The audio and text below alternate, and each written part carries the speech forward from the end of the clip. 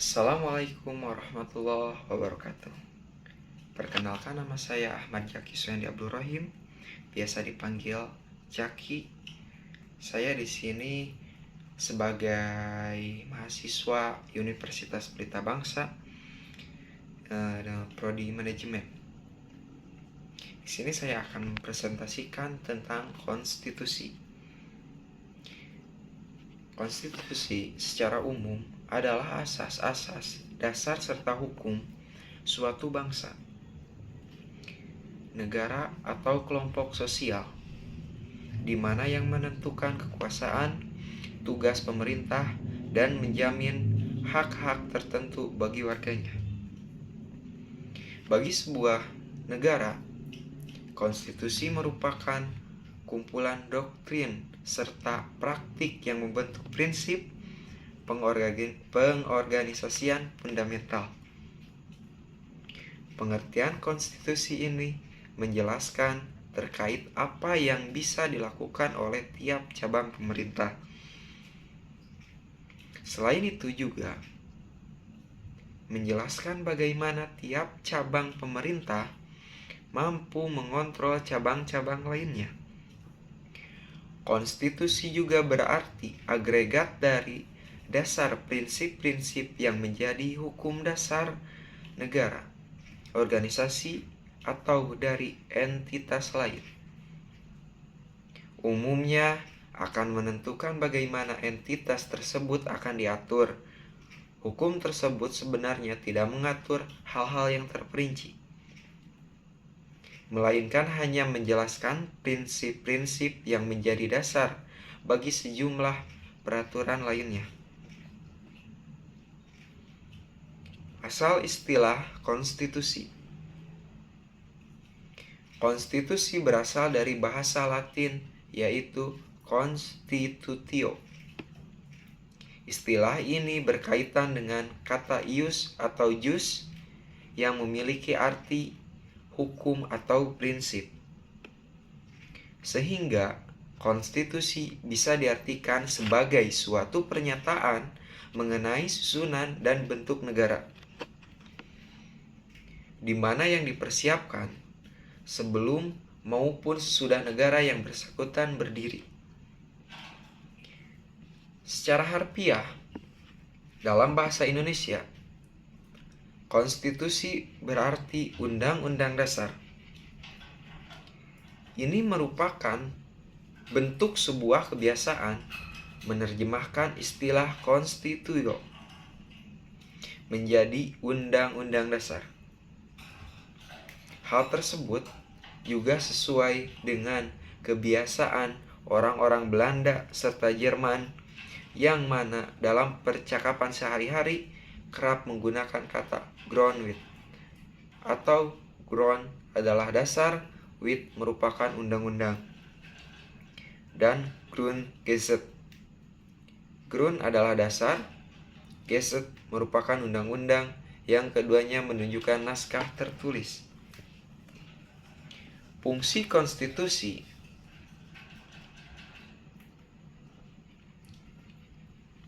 Yang pertama, fungsi penentu serta pembahas suatu negara. Yang kedua, fungsi pengatur hubungan kekuasaan antara organ negara. Yang ketiga, fungsi pengatur hubungan kekuasaan antar organ negara dengan masyarakat. Yang keempat, fungsi pemberi atau sumber legitimasi terhadap kekuasaan negara ataupun kegiatan penyelenggaraan kekuasaan negara. Yang kelima, fungsi penyalur atau pengalih kewenangan dari sumber kekuasaan yang asli atau rakyat kepada organ negara. Yang keenam, fungsi simbolik sebagai pemersatu. Yang ketujuh, fungsi simbolik sebagai pusat upacara atau seremoni.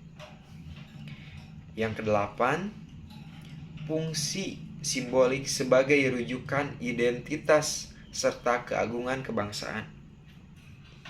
Yang kesembilan, fungsi sebagai sarana pengendalian masyarakat, baik dalam arti sempit hanya di bidang politik ataupun dalam arti luas yang mencakup bidang sosial serta ekonomi. Yang ke-10, fungsi sebagai sarana perekayasaan serta pembaharuan masyarakat, baik dalam arti sempit ataupun dalam arti luas. Oke, selanjutnya untuk konstitusi di Indonesia. Para pendiri Negara Kesatuan Republik Indonesia telah sepakat untuk menyusun sebuah undang-undang dasar sebagai konstitusi tertulis dengan segala arti dan fungsinya.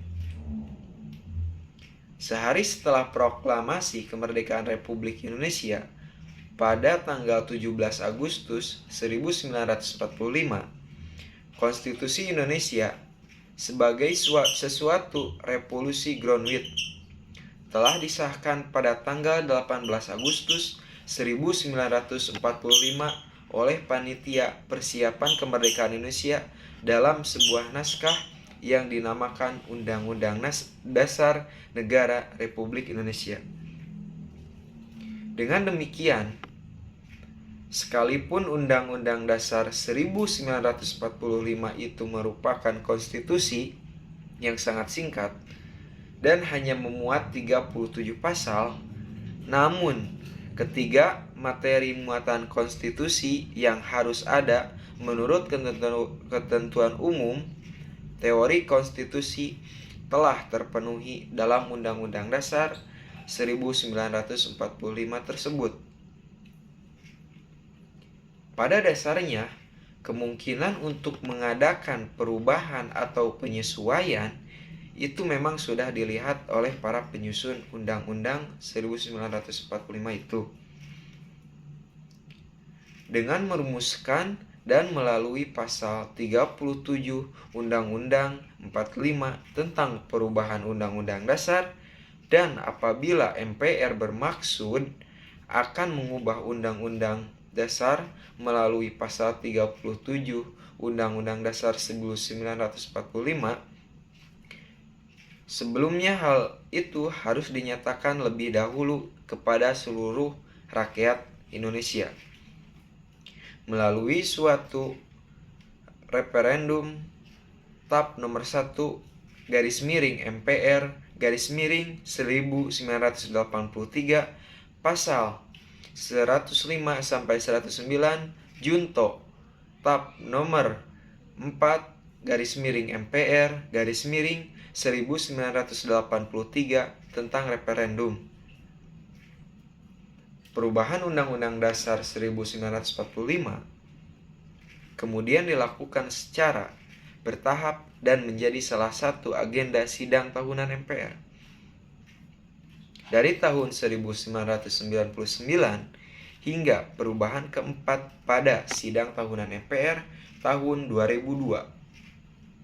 Bersamaan dengan kesepakatan dibentuknya Komisi Konstitusi yang bertugas melakukan pengkajian secara komprehensif tentang perubahan Undang-Undang 1945. Berdasarkan ketetapan MPR nomor 1 MPR 2002 tentang pembentukan Komisi Konstitusi. Yang selanjutnya, Konstitusi Inggris Raya atau Britania Raya. Konstitusi Inggris Raya adalah sebuah penjelasan hukum dan prinsip yang membuat badan politik di Britania Raya.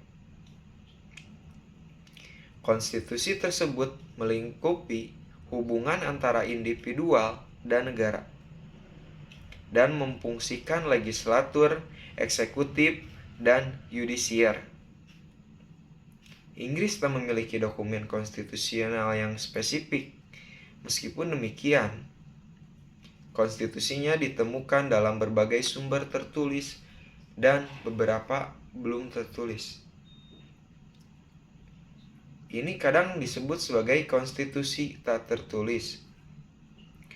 Konstitusi Inggris biasanya dirumuskan dari 4 sumber hukum statuta atau hukum yang disahkan oleh legislatur. Hukum umum atau hukum yang didirikan melalui keputusan pengadilan.